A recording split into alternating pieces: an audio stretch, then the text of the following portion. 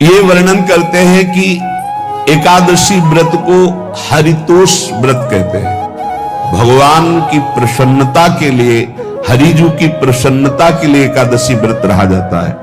प्रायः समस्त वैष्णवजन रहते हैं। जो रसिक जन प्रियाजू के चरणों के अनन्य हैं, उनका एक ही व्रत है, श्यामा श्याम की 8 पहर उपासना करते हुए अपनी मन वृत्ति को श्यामा श्याम में समर्पित करना। यहाँ ज्ञान ध्यान व्रत कर्म जीते सब काहो में नहीं मोहि प्रतीति, रसिक अनन्य निशान बजायो एक श्याम श्यामा पद प्रीति। पर जो एकादशी व्रत रहते हैं परम धन्य है, वो हरितोष व्रत है। अब एकादशी व्रत का नियम क्या है और कैसे एकादशी व्रत का फल मिलता है, कई बार चर्चा हुई।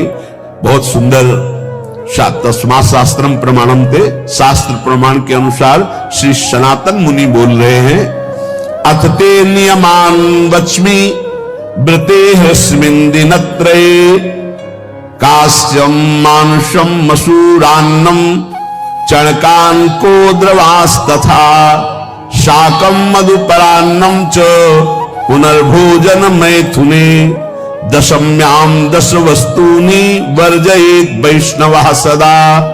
जिसे एकादशी रहनी हो और एकादशी का फल प्राप्त करना हो, उसको ये नियम पालन करना चाहिए। अथ ते नियमान वच्मि व्रते ह्रस्मिन् दिनत्रये, उसको 3 दिन, एक तो दशमी और एक द्वादशी और फिर बीच में एकादशी, उसको 3 दिन संयम में रहना होता है, तब बीच की एकादशी का उसे फल प्राप्त होता है। जिसे एकादशी व्रत रहना हो, उसका नियम है कि दशमी के दिन कांसे के पात्र का त्याग करें।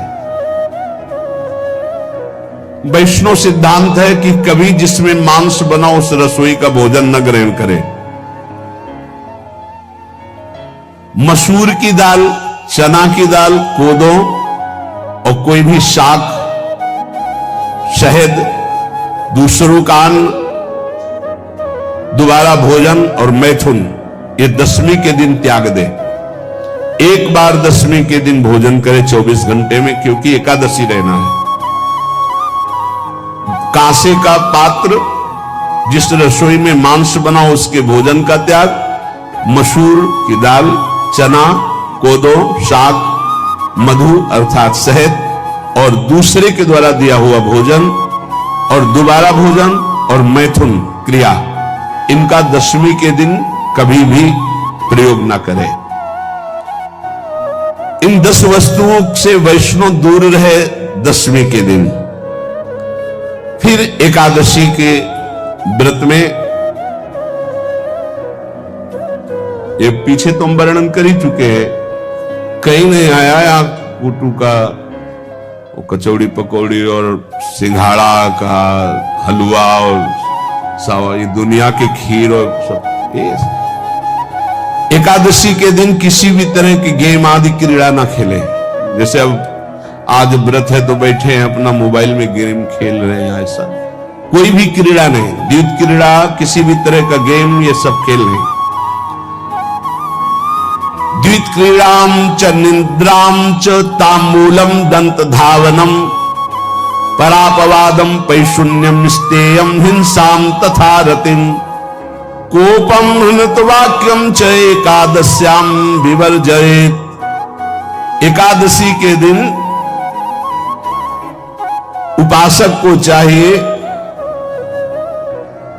कि वो किसी भी तरह की क्रीड़ा, मनोरंजन बिल्कुल नहीं। चनिद्राम, नींद नहीं लेनी उसको, न दिन में न रात में। एकादशी व्रत, और प्रायः पुराने महापुरुषों ने ऐसा किया है। रामदास जी डाकोर के रात में जाते थे, रणछोड़ भगवान के यहां कीर्तन करते थे जाकर, तभी तो भगवान उनके कीर्तन पर, उनकी भक्ति पर रीझ कर गाड़ी में बैठकर उनके साथ आए थे। पूरी रात जगकर कीर्तन करना, दिन में तो सोना ही निषेध है। द्वित क्रीड़ाम च निद्राम च तांबूलम,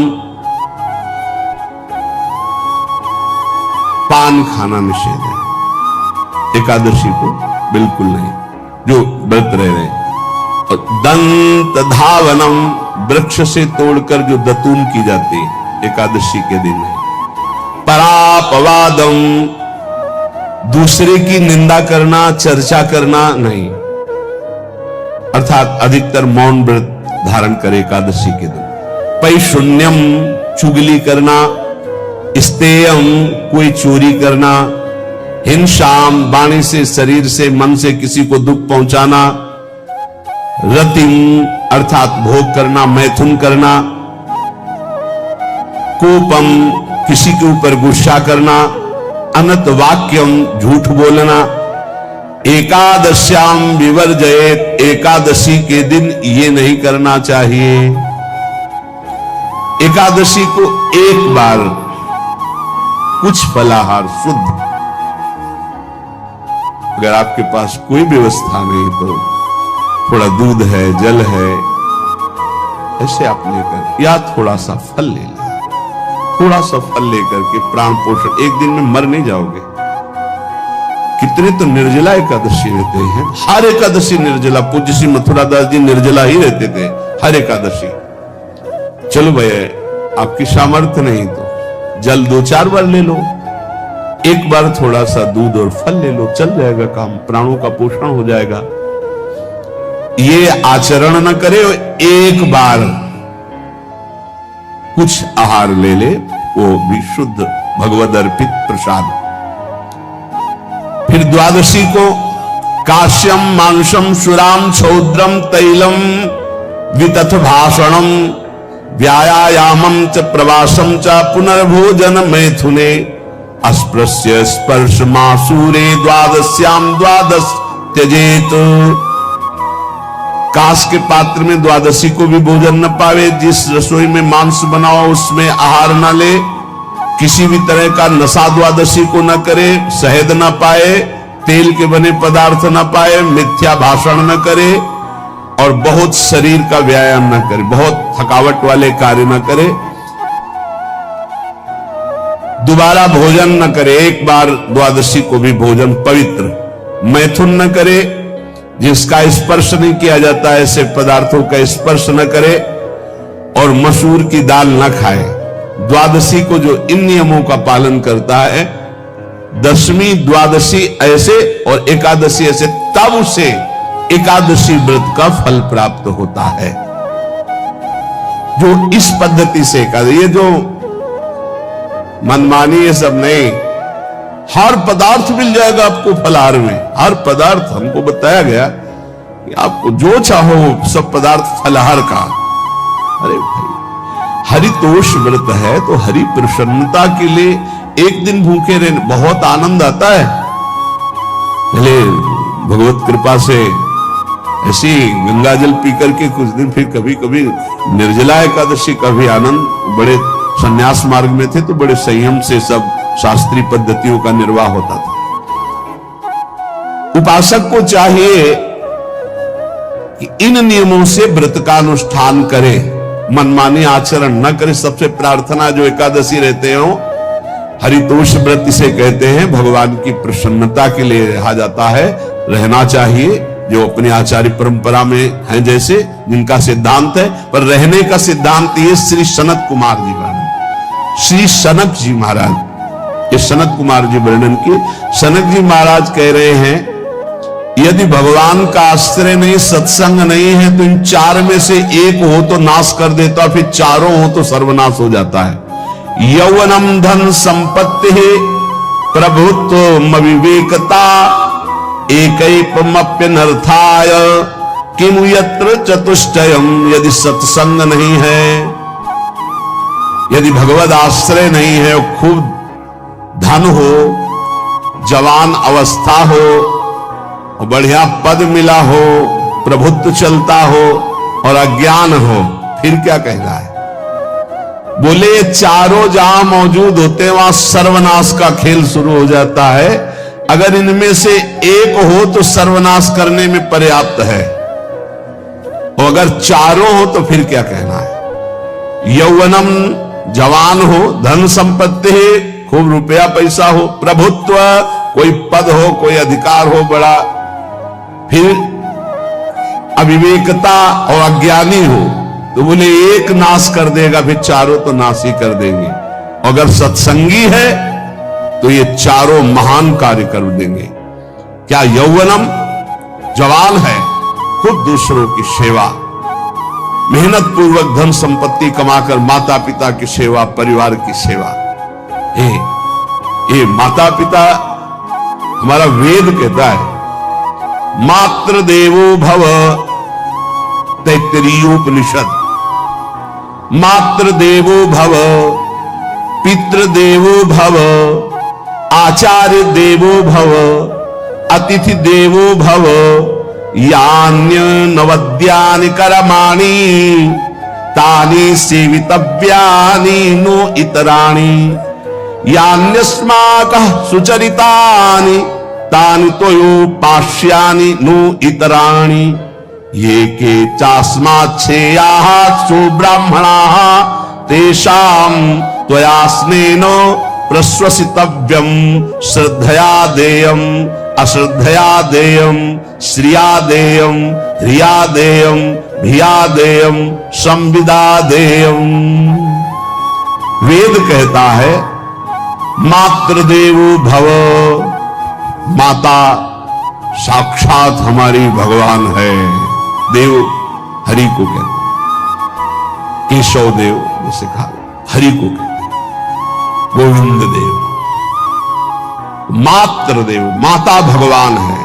धिक्कार है उन पुत्रों को जो अपने माता के द्वारा पोषित किए हुए शरीर से हाथ उठाते हैं अपने माता पिता के ऊपर। नरक में तुम्हारी जो दुर्दशा होगी भोगोगे। एक हमको दिखाया गया दृश्य कि अपनी माता की कोख में लात मारता है, थप्पड़ मारता है, पिता बैठा है उसको लात मारता है, थप्पड़ मारता है, बाल घसीट कर गेट तक माता को ले जाता है। अब इनकी जो दुर्दशा होगी ये बोल नहीं पाएंगे, बता नहीं पाएंगे। ऐसी जगह मारा जाता है कि बस तलक्षते रहो, कुछ कह नहीं सकते, घोर नरकों की प्राप्ति होती।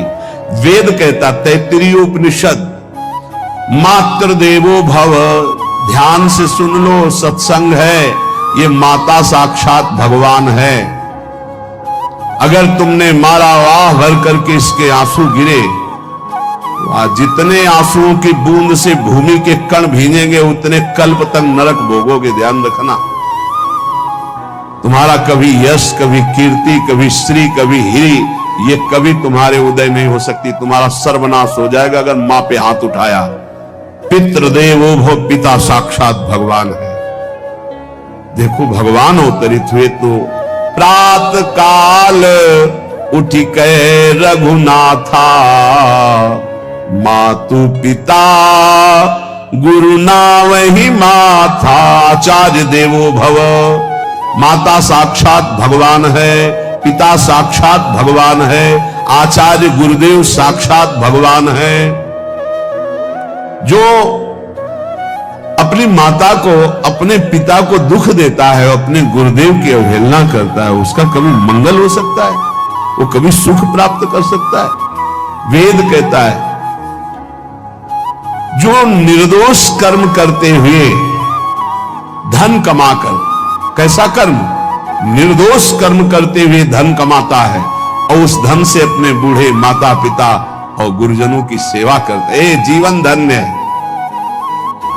धिक्कार है उस पुत्र को, धिक्कार उस जवानी को, धिक्कार है उस धन को, धिक्कार उस बुद्धि को जिसको ये सब प्राप्त होने पर भी अपने बूढ़े माता पिता को दर दर के भटकने के लिए विवश कर देते हैं, जो अपने बूढ़े माता पिता को कष्ट देते हैं। जहां वेद कह रहा है मातृ देवो भव, पितृ देवो भव, आचार्य देवो